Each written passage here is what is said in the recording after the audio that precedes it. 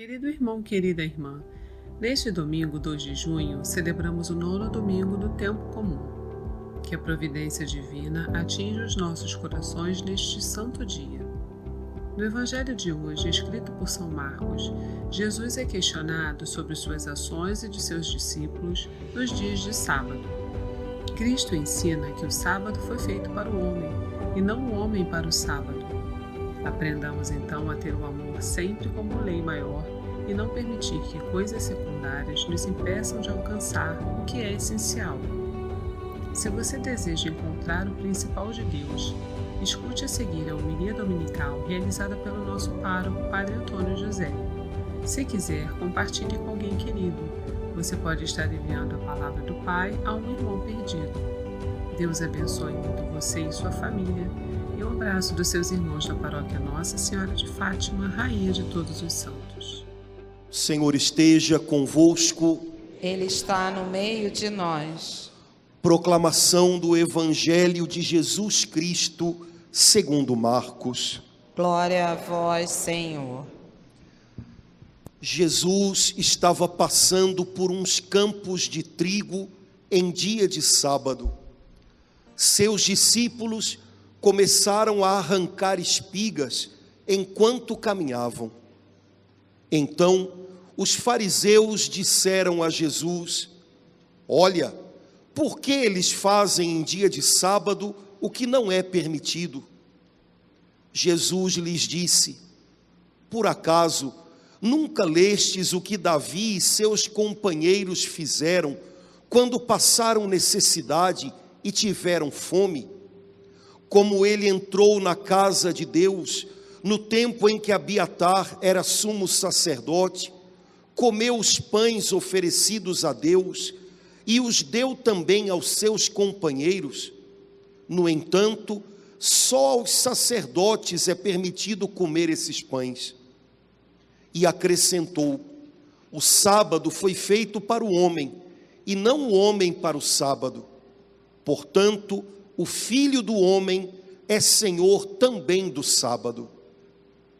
Jesus entrou de novo na sinagoga. Havia ali um homem com a mão seca. Alguns o observavam para ver se haveria de curar em dia de sábado para poderem acusá-lo. Jesus disse ao homem da mão seca: Levanta-te e fica aqui no meio. E perguntou-lhes: É permitido no sábado fazer o bem ou fazer o mal? Salvar uma vida ou deixá-la morrer? Mas eles nada disseram. Jesus então olhou ao seu redor, cheio de ira e tristeza, porque eram duros de coração, e disse ao homem: Estende a mão. Ele a estendeu e a mão ficou curada.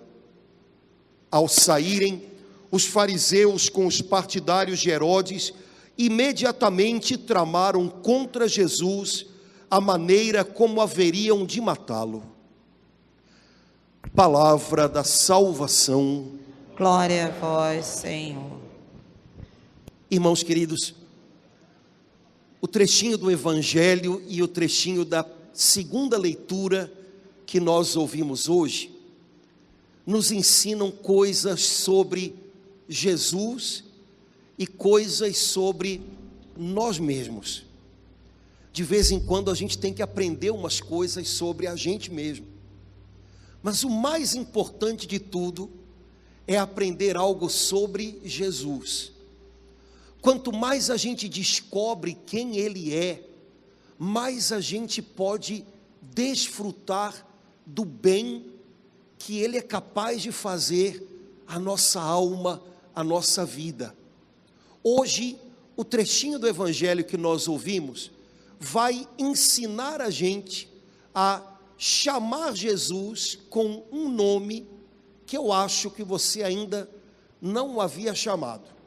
Hoje a gente vai descobrir no Evangelho que Jesus é algo para nós que talvez a gente ainda não tivesse percebido. O Evangelho conta para a gente sobre um daqueles encontros complicados que Jesus tinha com mestres da lei, fariseus. Jesus sempre se encontrou com muita gente, e gente de todo tipo, gente muito simples e gente muito importante, gente muito santa e gente muito pecadora.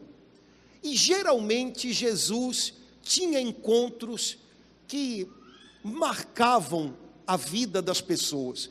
Encontrar Jesus, para a maioria das pessoas, era algo muito especial, era o momento das suas vidas. Mas não era assim com os fariseus, com os mestres da lei. Eles encontravam Jesus e faíscas saíam, porque eles não iam a Jesus com o coração disposto a aprender, disposto a ser surpreendido por Jesus. Eles iam a Jesus com o coração de quem já sabe tudo, e com o coração de quem quer criar para Jesus dificuldades. E dessa vez não foi diferente. Jesus e os discípulos estavam passando por uma plantação de trigo, era o dia do sábado, e os discípulos de Jesus, com fome, começaram a pegar espigas para mastigar, para comer. Os fariseus, vendo que eles estavam colhendo espigas para matar a fome, num dia de sábado, brigam com Jesus. Eu imagino que a maioria dos irmãos sabe que até os dias de hoje, para os nossos amigos judeus, o dia de sábado é muito especial. Eles levam muito a sério o mandamento que o Senhor deu a eles de descansar no dia de sábado. E até os judeus mais observantes, eles têm um número limitado de passos que eles podem dar no dia de sábado. E eles cuidam muito disso, porque de verdade Deus havia ordenado no Antigo Testamento que o dia de sábado fosse um dia de descanso. Todo mundo precisa de descanso, né? E a gente sabe o quanto o corpo da gente se ressente quando a gente não dá um pouquinho de descanso para ele. Só que o descanso que o Senhor ordenou que o povo de Israel guardasse no dia de sábado é um descanso imperfeito, porque talvez você precisasse de mais tempo descansando, ou talvez porque no final do sábado todo mundo volta a correr atrás e pronto, e vamos em frente. No nosso caso, o domingo parece um pouquinho com o sábado, né? O pessoal que é do meu tempo sabe que antigamente a gente tinha até uma síndrome da musiquinha do Fantástico. Você lembra disso? Quando o Fantástico tocava a musiquinha no final, né? A gente ficava, porque lembrava que na segunda-feira tinha que correr de novo. O descanso do sábado era um descanso imperfeito. Daqui a pouco a agitação voltava, daqui a pouco a correria voltava, porque na verdade tudo que o Senhor ordenou no Antigo Testamento, e também o repouso do sábado, é símbolo de algo maior que Ele deseja fazer na vida da gente.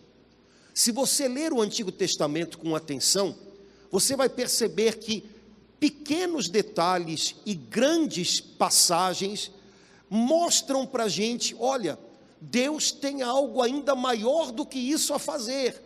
É como se todo o Antigo Testamento apontasse para alguma coisa mais perfeita, para alguma coisa que de verdade preencheria as medidas da gente. Portanto, o descanso do sábado era sinal de um repouso, de um descanso perfeito que o Senhor tem para as nossas almas. O descanso do trabalho no sábado, o parar de correr um pouquinho, é para lembrar a gente que Deus tem algo para nós que de verdade vai ser repouso e serenidade para a nossa alma. O descanso do sábado era para lembrar aos judeus que Eles tinham sido escravos no Egito e agora eles tinham a chance de descansar, porque Deus os havia tirado daquela escravidão. Mas eles sabiam que ainda estavam fazendo um caminho. A história ainda não tinha se completado. Faltava algo aqui dentro. Faltava uma paz, um sereno repouso que eles ainda não conheciam. E o sábado era a lembrança disso. Pois bem, se você um dia se animar a ler a sua Bíblia com mais disposição, começando até do Novo Testamento, beleza, você vai perceber que em vários lugares do Novo Testamento, Jesus fala coisas que nos dão a certeza de que esse descanso perfeito que Deus tem para a nossa alma, essa serenidade, essa paz que a gente precisa aqui dentro, mesmo quando a gente não pode parar as atividades, mesmo quando a gente não pode parar de fazer o que a gente está fazendo. Você pode um dia olhar no Novo Testamento e perceber que muitas vezes Jesus falou coisas que nos dão a certeza de que esse descanso que a gente precisa aqui dentro é Ele. E quando Ele entra na nossa vida, é como se começasse um grande sábado, um grande tempo, um dia novo, em que o cansaço da alma, o esgotamento da alma ficou para trás. Quando Ele chega, Ele traz renovo, Ele traz vigor.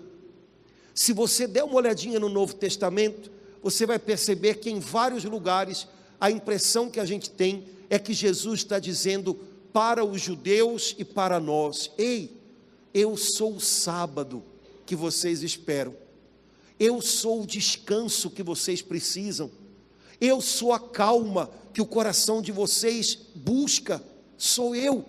E se vocês estiverem comigo, a gente vai viver um tempo melhor, um tempo em que mesmo que você não possa parar as suas coisas, porque você tem que cuidar de alguém, porque você tem uma missão a cumprir, aqui dentro eu vou dar a você renovo, vigor, e vou refazer o seu interior. Vou lembrar só de uma passagem onde Jesus diz isso, porque é a passagem que eu tenho certeza que mesmo quem ainda não está afiado com a Bíblia conhece. Um dia, Jesus olhou para os seus discípulos e viu que eles estavam cansados e abatidos. Então o Senhor Jesus diz para eles: vinde a mim, todos vós que estáis cansados e sobrecarregados, debaixo do peso de tantos fardos, eu tenho descanso para as vossas almas.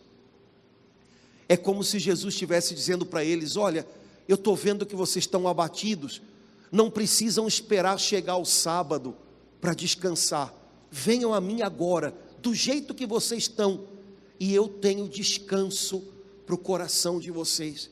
Eu tiro do coração de vocês a sobrecarga que está fazendo vocês afundarem debaixo de um peso tão grande. Eu tiro isso dos ombros de vocês, venham a mim. Uma única vez que eu estava, oh meu Deus, que vontade de voltar, estava em Jerusalém, numa peregrinação. A gente chegou em Jerusalém numa sexta-feira de tarde, e aí o nosso guia, que era judeu, falou assim: padre, vocês querem ir lá para o Muro das Lamentações, para ver o pessoal recebendo o sábado? Porque é assim que eles dizem, não é virou a página, sextou, não é nada disso não, é receber o sábado. E aí eu falei: claro que quero, vamos lá. E aí a gente foi. O Muro das Lamentações, como o nome diz, é um muro e tem uma praça. Então eram 5 e pouca da tarde, quase 6 horas, e vários judeus estavam lá, e quando o sol se põe e chega o sábado, eles fazem orações, e aí eles começam a dançar. Então você vê aqueles senhores com aquela barba, aquela roupa preta, mas como se fossem crianças, Eles fazem umas rodinhas e começam a dançar e pular, recebendo o sábado, que para eles é um presente de Deus. É o descanso imperfeito de Deus para eles. Irmãos, o descanso perfeito de Deus chegou. Vendo aqueles homens sérios, barbudos, pulando ali no Muro das Lamentações, para receber o dia do sábado, um presente de Deus, eu fiquei imaginando Jesus, como a gente tinha que fazer festa, por você ter vindo, por você ter chegado, como a gente devia pular e agradecer, porque você é o presentão do Pai, é o descanso do Pai, para o coração da gente, para esse nosso mundo, que já está tão cansado de tantas coisas, de tanta mentira, de tanto arremedo. Irmãos, o descanso perfeito de Deus é Jesus, e quando Jesus chega na sua vida, receba Ele com alegria. Senhor, obrigado porque o Senhor é comigo, obrigado porque o Senhor é a minha paz, obrigado porque mesmo nas lutas que eu não posso parar, o Senhor tem descanso para mim, o Senhor não me quer sobrecarregado, o Senhor sabe o potencial que me deu, o Senhor está contando que eu use o meu potencial, mas o Senhor não me quer desgastado, sobrecarregado. Por isso o Senhor caminha comigo dia a dia, e eu me refaço no Senhor, e eu encontro no Senhor forças novas, eu recarrego as baterias. Jesus falava com aqueles homens, não para discutir sobre detalhes de uma norma, mas para que eles entendessem, olha, vocês têm brigado tanto por coisas tão pequenas, que de verdade não fazem a diferença. Pegar espigas ou não pegar, não vai cansar ou descansar mais uma pessoa, e vocês não percebem que chegou a hora de colocar o coração em mim e descansar. Vocês estão perdendo a chance da vida de vocês. Aqueles doutores da lei que há 2000 anos atrás talvez também dançassem cada vez que chegava o sábado, quando Jesus chegou, eles não perceberam. Mas hoje a gente pode descobrir isso. Se Ele vem, e Ele hoje está aqui com a gente, é para que a gente se alegre e renove e repouse o nosso coração nele. No finalzinho do Evangelho, São Marcos ainda diz para a gente que num dia de sábado, Jesus curou um homem que tinha a mão ressequida. E Jesus percebeu que na sinagoga onde ele curou esse homem, o pessoal não gostou muito não. Imagina, curar alguém não pode, é dia de sábado. Mas para Jesus o sofrimento daquele homem não podia ficar para o dia seguinte. Jesus tinha a chance de fazer bem para ele.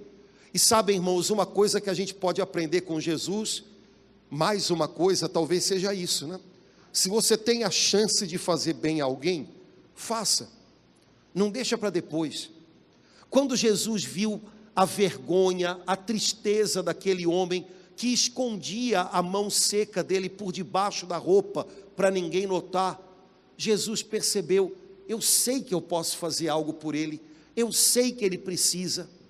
Aquele homem certamente não podia trabalhar, porque trabalho manual ele não conseguia, ele certamente não podia cumprimentar as pessoas, né? E muito menos ontem as crianças aqui todas balançando a mãozinha, muito menos tinha coragem de levantar a mão para louvar a Deus, porque a mão dele era seca.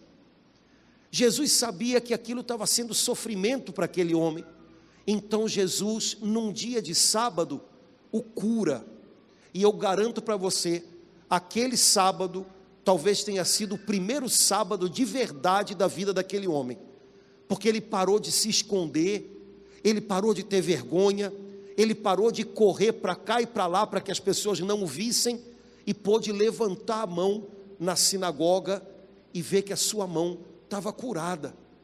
Eu acho que foi o dia em que de verdade esse homem descansou o coração dele, porque teve o seu encontro com Jesus. Irmãos, a gente chama Jesus com muitos nomes bonitos, e a gente deve chamá-lo sempre. Nós dizemos, nosso Senhor Jesus Cristo, é bonito, e Ele deve ser de verdade o Senhor da nossa vida. A gente chama Ele de bom pastor, e a gente gosta de cantar, quando a gente diz, Tu és Senhor, o meu pastor. É bom chamá-lo de bom pastor da nossa alma. E você pode ter um monte de nomes com os quais você goste de se referir a Jesus, porque esses nomes falam um pouquinho de quem Ele é. Mas hoje tem um nome novo aí para a gente usar. Jesus é o nosso descanso.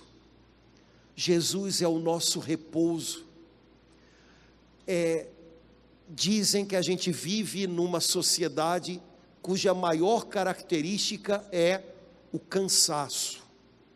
E a gente ouve tanta gente falando disso. Não tenho mais energia para muita coisa. Não tenho mais forças. Estou deprimidão. Estou devagar, quase parando. Não me reconheço porque eu já fui tão e agora eu estou, né? Pois é. Só que o nosso tempo é um tempo em que a gente precisa mais de descanso para cá e para cá do que só para as pernas e para as mãos. Existem coisas que de fato não dá para a gente parar de fazer.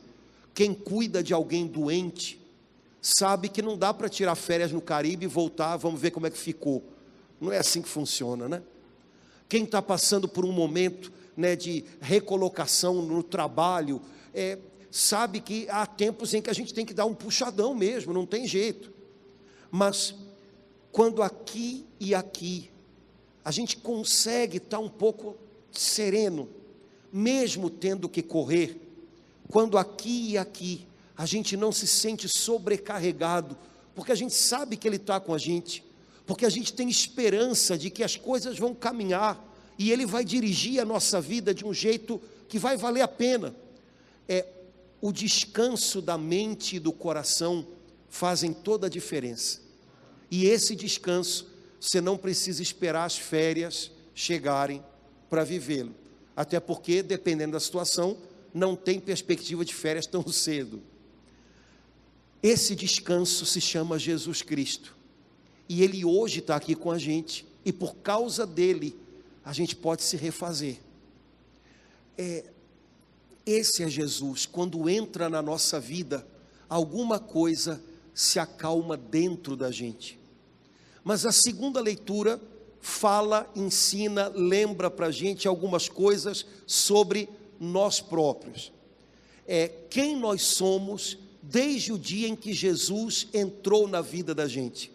São Paulo escreve a segunda carta aos Coríntios, no momento em que ele está passando por muitos apertos, e ele quer dividir esses apertos com alguém.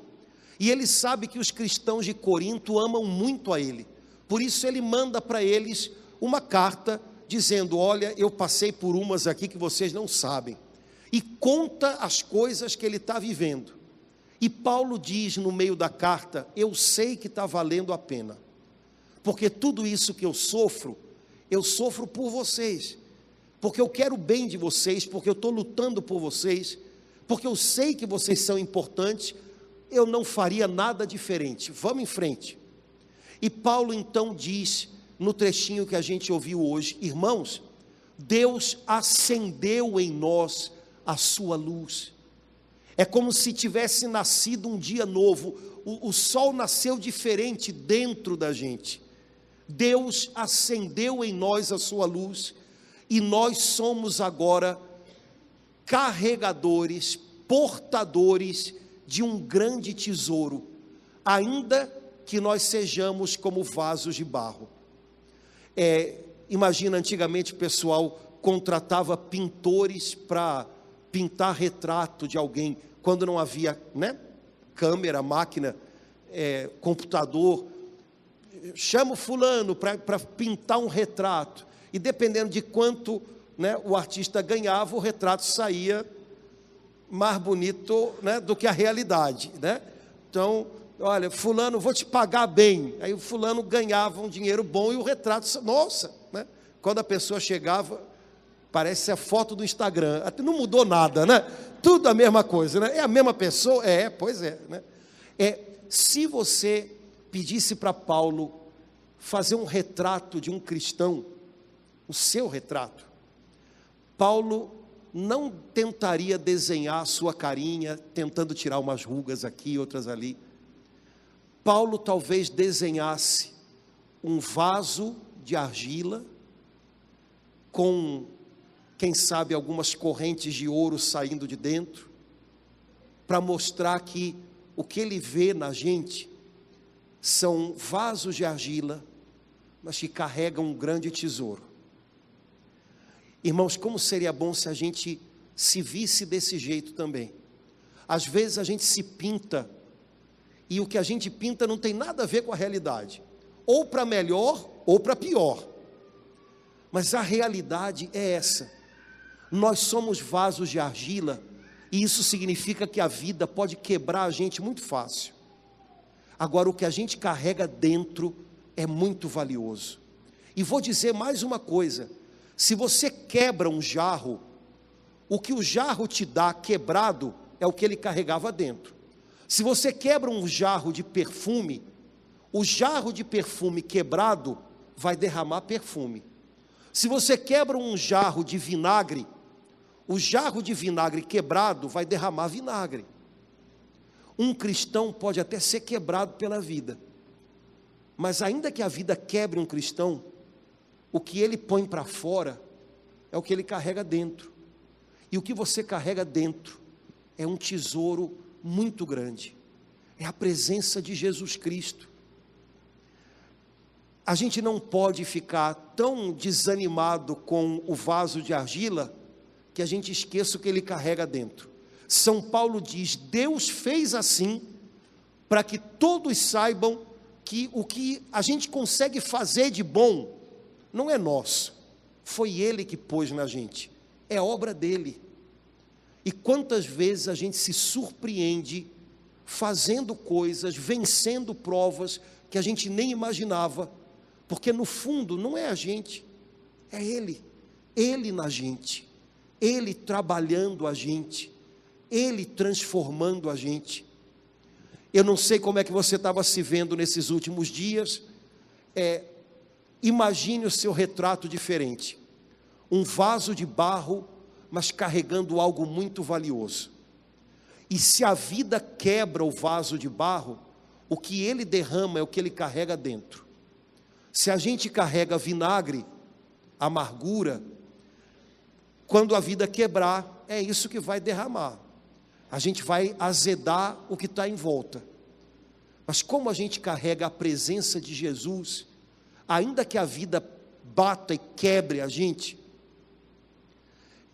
vai derramar fé, a gente vai derramar esperança, a gente vai fazer coisas, a gente vai dar passos que vão mostrar para quem está perto da gente: olha, a vida me quebrou, mas eu sei o que eu carrego dentro de mim, e eu posso até dividir isso com você nas horas difíceis, porque eu carrego em mim um tesouro que é a presença de Deus, que nada nesse mundo pode tirar da gente. Eu não sei se você, eu tenho certeza que você não prestou atenção, mas o salmo que a gente rezou hoje, para fechar o meio de campo, ele tem uma frase muito legal. Vocês agora têm folheto, né? Quem tem folheto, dá uma olhadinha aí no salmo.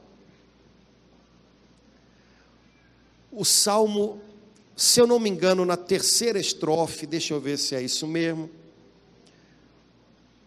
Terceira estrofe. Veja, o salmo é do livro dos Salmos, né? Que está no Antigo Testamento, beleza? Que, portanto, é Deus se revelando a nós, mas ainda antes da chegada, antes do nascimento do seu Filho Jesus Cristo, beleza? Tranquilo. O salmista, que é um homem de Deus, e que está aberto ao Espírito Santo, e que está escrevendo esse salmo com a inspiração do Espírito Santo, na terceira estrofe do salmo, ele diz assim, engraçado, ele não disse engraçado, eu estou dizendo, né? Engraçado, eu estou ouvindo uma voz que eu não conheço, E essa voz que eu não conheço, está dizendo assim: aliviei as tuas costas de seu fardo, cestos pesados eu tirei de tuas mãos. Agora que a gente já descobriu uma nova identidade, um novo nome que a gente pode dar a Jesus, agora que a gente descobriu que Jesus é o descanso perfeito de Deus para a nossa alma, agora que a gente descobriu que várias passagens do Novo Testamento são passagens em que Jesus diz para a gente: eu sou o seu sábado, eu sou o seu descanso, e a mais conhecida delas é: vinde a mim todos vós que estáis cansados e sobrecarregados, debaixo do peso dos vossos fardos. Agora, eu e você poderíamos, imagina, numa conversa com o salmista, que viveu há 2.400 anos atrás, eu e você poderíamos matar a charada para ele: salmista, você disse que ouviu uma voz que não conhece, e essa voz dizia: aliviei as tuas costas do teu fardo, tirei cestos pesados das tuas mãos. Pois é, agora tudo se manifestou, agora é o descanso perfeito que chegou. Agora eu digo para você de quem é essa voz que você não conhece. Essa voz que você não conhece é a voz do Filho de Deus que se fez homem, Jesus Cristo. Ele é quem diz a nós: eu tiro o fardo dos teus ombros, porque Ele carregou nos ombros dele esse fardo. O fardo que esmagava a gente, Ele tomou para Ele, para que os nossos ombros agora, estejam livres, e a gente possa caminhar na vida de cabeça erguida, sem se sentir esmagado pelos fardos. Sabe, o salmista não conhecia essa voz que o Espírito Santo fez ele ouvir, porque na verdade era a voz de alguém que ainda precisava chegar, mas chegou. Jesus Cristo, Ele chegou para ser o nosso descanso. Se os judeus ainda hoje recebem o sábado dançando com alegria, não vou dizer para você fazer isso na igreja, mas faça em casa, remexe um pouquinho e agradeça a Deus: Senhor, o Senhor é a minha paz, Jesus, você é o meu descanso. E por causa disso, como o apóstolo Paulo, a gente vai poder dizer o que ele disse na segunda leitura: eu sou apertado por tantas provações, mas não sou vencido pela angústia. Eu passo por tantas perseguições, mas não perco a esperança. Eu enfrento tantas provas, mas eu continuo de pé, porque Jesus Cristo, o tesouro que eu carrego, Ele é a minha força, e a partir de dentro, Ele me puxa para ficar de pé. Ainda que eu não tenha ninguém em quem me escorar, nada em quem me segurar para me levantar, a partir de dentro, Ele me levanta. E mesmo passando por provações, as angústias não me vencem. Eu luto com elas e saio vencedor, porque Jesus Cristo é a minha paz.